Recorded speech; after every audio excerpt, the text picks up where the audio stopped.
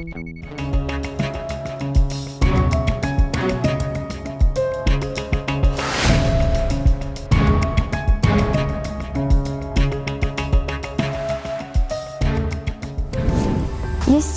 екеуі қонып жатса бір тауда, намаз шамнан өткенде, құптан мезгіл жеткенде, құлағына батырдың бір дауыс кеп шулайды. Ту сыртынан сол таудың бұрқыраған бу шықты, шуылдаған шу шықты. Бұл не қылған дауыс деп естемістен сұрайды, айтпасына қоймайды.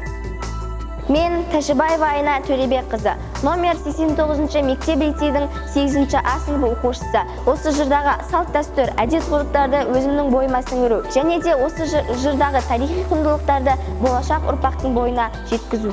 Мұндағы негізгі мақсатымыз оқушыларды рухани құндылық жағынан бай болуға, батырлар жырын жаттау негізінде олардағы батырлардың ерлік, отансүйгіштік, патриоттық рухтағы қабілет, қасиеттерін бәрін осылардың бойына сіңдіру, балаларды кітап оқуға және әрбір ерлік іс ер азаматтың, отанын сүйген ер азаматтың қолынан келетіндігін осы ерлік дастандар арқылы түсіндіре білдіргіміз келді.